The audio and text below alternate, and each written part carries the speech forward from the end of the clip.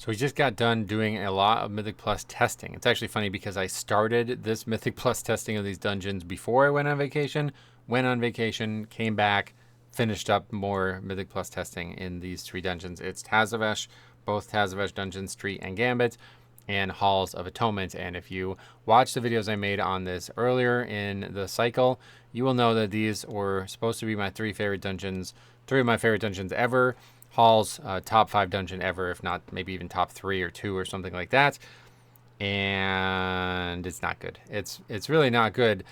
They made a lot of changes to the dungeons. I would say that I think Gambit is better than it was before. Gambit's going to be better, first of all, for a few reasons. Because there's not affixes. And yeah, at least in the past, you were going to spend a lot of time with the Murlocs. That doesn't seem to be needed anymore. I don't know. Maybe you can still do some really advanced skipping. You probably would. And if so, then yeah, you're going to spend a lot of time in the Murlocs. But I basically just went straight line through the Murlocs with a really big pull out of the gate. And we had count. Like, that was a very big difference from the previous season. The last time we had it in Shadowlands. But I don't know. Don't know what routes are going to look like. These 3 dungeons are going to be probably the most route heavy. At least 2 of them. I mean, maybe not streets because it's very left or right type thing. But yeah, we'll see what happens with routes. But Gambit's also going to be very different because the first boss has been dramatically changed. It's way friendlier. Basically, add-on less fight. Kind of an add-on agnostic fight now. The Blizzard's trying to probably make stuff more like that. And then kind of everything else is almost... It's very similar. I mean, they didn't make any change at all to the second boss or the trash, from what I could tell. I think there's some new haste buff or something you get. I don't know. And then the third boss area, there are 2 ads. And, like, you used to come out of the portal and there'd only be 1, so you can skip that one. But there's just 2. Like, that's it. That's, like, that seems like the only change. There's no mobs on the outsides of the area as well. So it's, like, very, very, very little changes to Gambit. But the biggest change they made is simply that there's no affixes anymore, so it's going to be really easy to do those giant pulls in the beginning.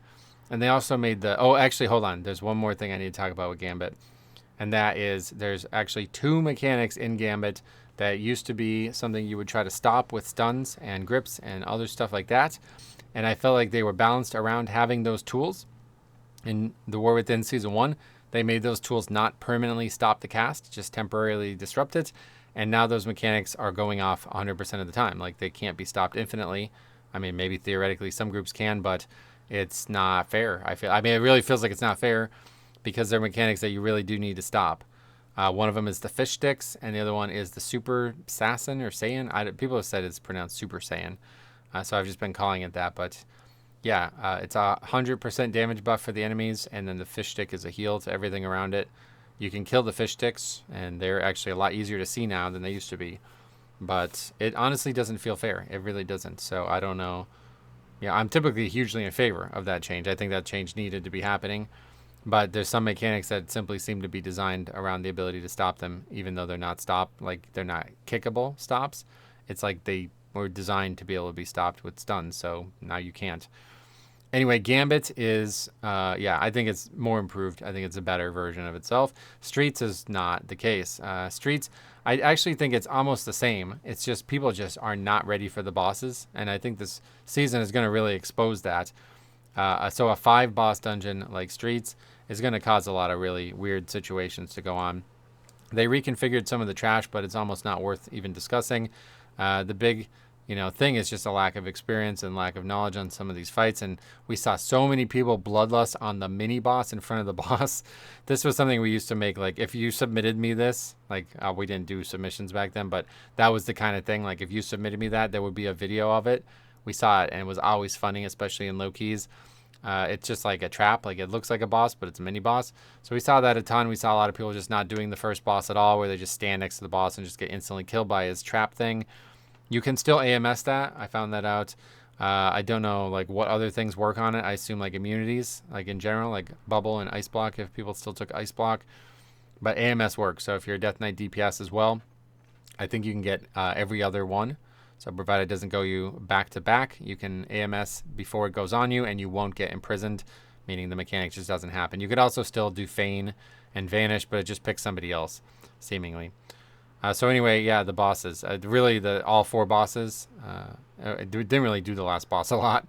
because we could never get past some of the bosses on the PTR testing. But yeah, all 4 of the beginning bosses had so many problems. The 3rd phase on that trio boss, the one where it's like in the auction area, that is, I think we killed, like, I think we saw like at least 2 people die every single time, if not more, like 5 or 6 people use all our battle reses there every time. I don't know if it's just overtuned or what's happening to people, but that was very frequent deaths there. And then, yeah, obviously the mailroom boss is insane. Like, people just don't know how to click the boxes. As a tank, I guess I just have to reliably get at least 2. It was a lot easier with Night Fade Blink back in the day, but now, you know, if you're all the way on the other side of the room, you're really going to have to run a lot and not do DPS or not do death striking, you know. And then they changed the bar area pretty substantially. The trash in there is definitely worth talking about. They made that maze, used to definitely require a weak ore. It's like a totally different mechanic now. You just pick it up and there's a bright light that tells you where to bring it. You just bring it there, and every time you bring it, it spawns trash. So it's not like how it used to be where trash would spawn throughout it. It will only spawn it when you take it to the guy who wants it. So 3 waves of trash. And while we were doing PTR testing, people were just flying through it. So you're basically fighting at least 2 waves of trash together, if not 3 waves of trash together, perhaps. And it doesn't really speed it up because you don't get the password until you finish all the trash. So I could see that happening, especially in low keys. That could be one of those low key trap type things where people fly through it and then they just have like, it's like 25 mobs or something spawn all of a sudden. So it's kind of dangerous. The trash is not easy. But yeah, in general, I think the only reason Streets was hard was the boss in there, in that bar. There is a giant shield that you have to break through. I guess it was always a mechanic. I don't really remember it being an issue. There was some suggestion that you need to maximize your stacks. You get a debuff or a buff that gives you 25% more damage if you use your instrument well, which people weren't doing great on. But then we finally had a run where all 5 people had the 25% damage buff with the instrument being used properly, and we still could not break the shield. It feels like it's bugged. I don't know what the hell's going on there. I didn't see it come close, not once. Even with that, you can go look back at the VOD, but I think it was like a 25% still on the shield. It like wasn't even close. Like I was over half. I was originally thinking it wasn't going to be over half, but it wasn't close to breaking. So I don't know if that's bugged or what's going on there. But yeah, we'll see, I guess. And then the big one that I have to talk about is Halls, which is really sad to say now that I think Halls is going to be the worst dungeon of the season. I think it's going to be the hardest, at least from the tank's point of view. It's definitely going to be the hardest. The dogs are insane. I don't remember exactly how the bleeds functioned in the past, but it looks like it's a new mechanic altogether. Like the trash is just different, even though it does the same things. And it looks like it lasts 8 seconds, might even be 9, but yeah, it immediately shows up and it says 8 seconds. So this dot that every time they melee you gets applied and stacks means that you're going to be kiting a ton, and it's like 50% of the mobs in like the beginning area. Like it's almost all dogs. So you're going to be fighting these dogs a lot, and you're going to be potentially in severe bleed danger, meaning that Dwarf is going to be really useful. Any maybe other way to remove bleeds is going to be really useful. And this is all going to come off the back of saving time kiting. So it's not just about surviving, but it's also saving DPS uptime, because this timer just seems impossible to me. We have done it now many times. This is the dungeon I tested the most, and you need an absurd amount of count. If you remember how it was done in Shadowlands, especially Season 3, people would skip the second half, and they would try to get all the count in the beginning, and then you'd get the rest of the count at the end.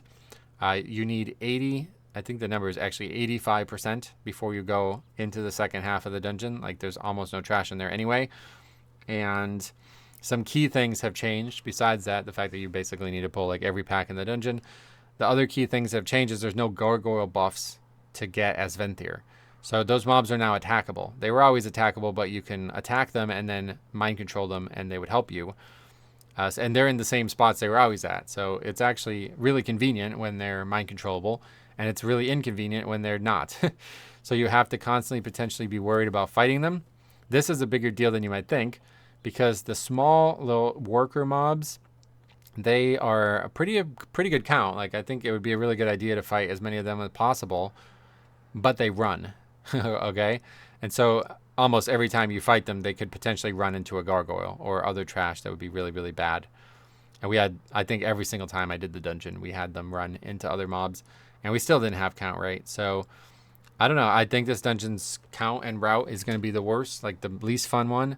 I think people are going to try to do extremely like over the top skips in there, and they're going to try to get like 100% count maybe at the very beginning of the dungeon or whatever, because that final mini boss only gives 6% count now. I swear it gave more than that in the past. I don't know. I think partially it's because they made him not heal as much. That mini boss used to heal the full anytime it would drain on ads. At least in the keys I did that, it seemed like it only maybe healed like a few percentage per tick. But yeah, I guess you don't need to kill the yellow ads anymore, so that should theoretically make it a lot faster. It didn't really. It didn't really seem like it was any faster, but it gives, I guess, way less count. And then the last boss. Oh, and so yeah, and then somehow the third boss is just like a wall. Like it's insanely difficult to heal apparently, and I think one of the big changes probably is that the ad that needs to be taken into the lantern, it stacks up the damage it does every second it's alive. I don't think that existed in the past. But yeah, so if you don't take it immediately to the lantern, you pretty much just wipe. Like you straight up just wipe to it. We had probably more wipes to that one boss than any other thing, maybe besides Tazavesh, but we just didn't run it as much. So yeah, I don't know. That was the easiest boss in the game by a mile. Like it was a joke. Like, but we also had 2 gargoyles and bloodlust, which was insane. Like the boss pretty much started at like 70%. I don't know. And then I think there's 2 things to dispel now, or I think maybe in the past there was only 1. But it's just way, way, way, way, way harder to heal. Probably one of the hardest healing fights in the game right now, and I don't know that anything else can be done. Like, you just have to heal through it. And then the final boss is the same, pretty much. I think there's maybe a new mechanic or something, but it's the same, and it just also seems like things are tuned up. Like, if you don't soak the beams, you pretty much instantly lose somebody. And pretty much all the testing we did, people didn't soak the beams. Like, to have a group soak the beams accurately, like I did probably 10 runs of that dungeon and we didn't. I mean, it was ridiculous. You never see people soak it. But yeah, you can still double soak, maybe even do more. I think you can occasionally triple soak. Basically just stand directly underneath the boss. And it wasn't very dangerous, at least for me as a tank. I also saw what I believe to be a monk healer doing it in a run that actually was good.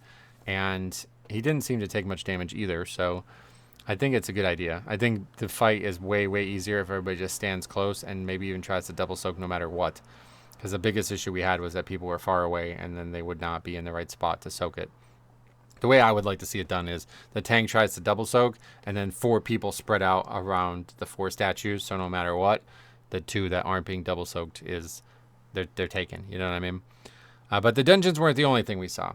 And I don't know if this is new I think there was a patch Monday. So I don't know if this was new at that patch yesterday, but we did see the lever penalty being applied. Now, I did not see it to myself yet. I would have really liked to see it. I probably should have went on my way to try to see it, but my original thought was that it was probably in the PTR the whole time, and there was no, like, it was just you had to leave a ton of keys, so people just hadn't done enough keys yet. I don't think that's the case, because all of a sudden we saw tons of people with it. I think it was only just added yesterday or maybe recently. And we saw a lot of people with it. First of all, it's like an incredibly low quality thing. Like it's literally just like very low quality red triangle with an exclamation point that's not even in the center of the exclamation or the triangle. It's like off center. It looks terrible.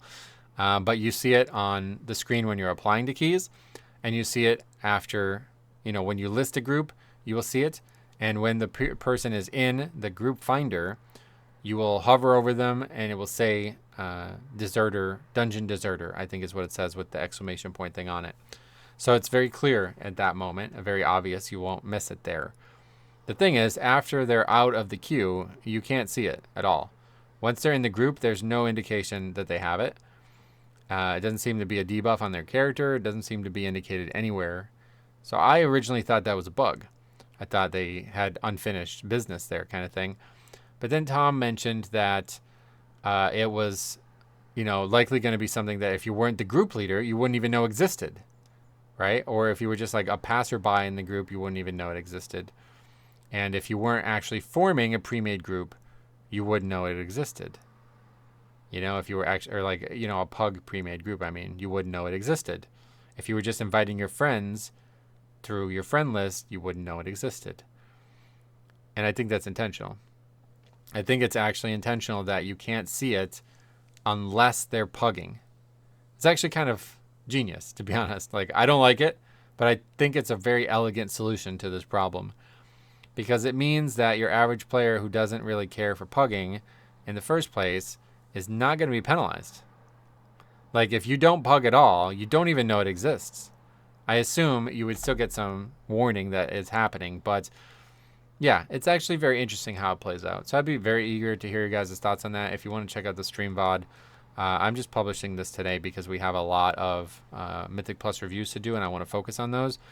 But I just streamed for 5.5 hours, and yeah, we tested it all out. It was seen a bunch. It was actually not seen in the first key we did, but then immediately after, we started seeing tons of people with it, and there was not like a single notable interaction. Like, nobody seemed to be a bad player or somebody that you wouldn't want to play with because of it. There was one guy who left the key even though everybody agreed to finish the key no matter what, and his reply was like, "I'm not going to stay for an hour." It's like, oh, okay, well, I mean, I don't know. The dungeon was Tazavesh, which I look at as bugged, but anyway, it's just the same stuff that happens all the time. So who knows? Who knows? Like I said, we had a video on the vote and the psychology of the vote. But, you know, for me, the badge, quote unquote, is really important for a few reasons. One, because you won't not know if these people are leavers. That's I mean, it's really all. That's kind of the end of the video there. It's like, I now know if you leave a lot of keys. That's all there is to it. I just needed that information. I don't really care, honestly. I really don't care. If you want to do that, I don't care. I mean, I really don't at this point. As long as I know you do it, because you won't get invited to the keys I care about. If I have a key where I need to practice, or I definitely need to change the key, like we see all the time now with the Resilient Keystone system, I'm constantly doing dungeons that I wish I could just change so I don't have to keep doing the same dungeon over and over again.